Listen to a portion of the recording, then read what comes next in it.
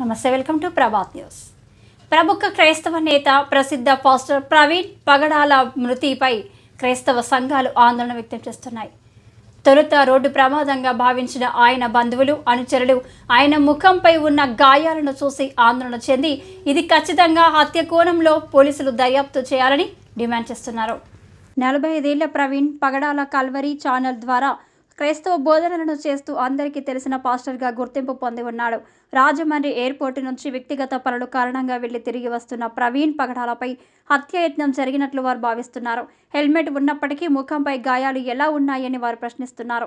సోమవారం రాత్రి అంతా ఫోన్ ద్వారా ఎంత ప్రయత్నించినప్పటికీ ఆయన అందుబాటులోకి రాలేదని, దీనితో మా అనుమానాలు మరింత పెరుగుతున్నాయని వారు ఆందోళన వ్యక్తం చేస్తున్నారు. రాజమండ్రికి సమీపంలోని కొండమూరు దివాన్ చెరువు బైపాస్ రోడ్డు ప్రక్కన ఆయన మృతదేహాన్ని మంగళవారం ఉదయం గుర్తించిన విషయం తెలిసిందే. డాక్టర్లు వెలుగుచ్చిన అనుమానాల నేపథ్యంలో ప్రవీణ్ శరీరంపై గాయాలు చేసిన బంధువులు, క్రైస్తవ సంఘాలు కూడా ఈ అనుమానాన్ని ధృవీకరిస్తున్నారు. హోంమంత్రి వంగలపూడి అనిత, డీజీపీలు తప్పనిసరిగా కలగజేసుకొని సమగ్ర విచారణ జరిపించాలని వారు డిమాండ్ చేస్తున్నారు. ముఖంపై ఉన్న గాయాలను బట్టి రాడ్డుతో కొట్టినట్లుగా వారు అనుమానం వ్యక్తం చేస్తున్నారు. రోడ్డు పక్కన వెగటచీలుగా పడున్నారు. ఆయన తల మీద బలమైన గాయాలయ్యాయి. పెదవులు కట్ చేసినట్టుగా ఏదో బలంగా ఒక దెబ్బ తగిలినట్టుగా ఉంది.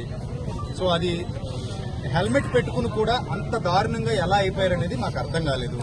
రెండోది, ఆయన బైక్ స్పీడ్గా నడిపే వ్యక్తి కూడా కాదు. చాలా శాంతంగా, సాత్వికంగా ఉండేటువంటి వ్యక్తి. సో అలాంటి వ్యక్తి అలాంటి భయంకరమైన పరిస్థితుల్లో మృతి చెందడం అనేది క్రైస్తవ సమాజాన్ని చాలా దిగ్భ్రాంతికి గురి చేసింది. సో కాబట్టి దీని మీద సమగ్రమైన దర్యాప్తు జరిపించండి అని చెప్పేసి పోలీసు వారికి విజ్ఞప్తి చేయడం జరిగింది. ఇందాకనే పోలీసు వారు వచ్చారు. మొదట దాన్ని యాక్సిడెంట్ అని చెప్పారు మాకు. అది సరిగా చూస్తే అది యాక్సిడెంట్ లాగా అనిపించలేదు. సో అందుకే మేము యాక్సిడెంట్ అని ఎఫ్ఐఆర్ ఫైల్ చేయొద్దని కోరాం. దాని అనుమానాస్పద మృతిగానే ఎఫ్ఐఆర్ ఫైల్ చేయమని అడిగాం. సార్ అలాగే ఫైల్ చేస్తామని చెప్పారు. ఎస్పీ గారి దగ్గర నుంచి సిఐ గారు అందరూ మాట్లాడారు. అలాగే ఫైల్ చేస్తామని చెప్పారు. మీడియా ముఖంగా మేము కోరుకునేది ఏంటంటే, ఈరోజు పొద్దున కొంతమంది ఆయన మరణాన్ని బట్టి ఎవరు చంపేశారో అన్నట్టుగా కొన్ని పోస్టులు పెట్టారని, మళ్ళీ డిలీట్ చేశారని విన్నాం. దయచేసి ప్రభుత్వాలు మీడియా ద్వారా స్పందించి ఈ మృతి వెనక ఉన్న చీకటి కోణాలు ఏమైనా ఉంటే వాటిని సమగ్ర దర్యాప్తు చేసి బయటికి తీసుకురావాలని చెప్పేసి మేము కోరుతున్నాం. అలాగే క్రైస్తవుల మీద ఎంతమంది నోరు పారేసుకుంటున్నారో నిన్న కూడా ఎస్పీ గారికి కంప్లైంట్ చేయడం జరిగింది కొంతమంది వ్యక్తుల గురించి.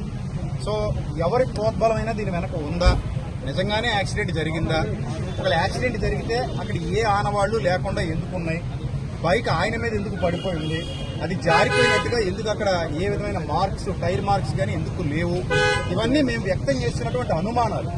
సో కాబట్టి మా అనుమానాలన్నింటినీ పరిశీలించి దర్యాప్తు జరిపించి మాకు న్యాయం చేయాలని కోరుతున్నాం. అలాగే అక్కడ ఉన్న సీసీటీవీలన్నింటినీ కూడా పరీక్షించి మాకు న్యాయం చేస్తామని చెప్పి పోలీసు వారు చెప్పడం జరిగింది. ఆ సీసీటీవీ ఫుటేజ్ కూడా మాకు ఇస్తామని చెప్పడం జరిగింది.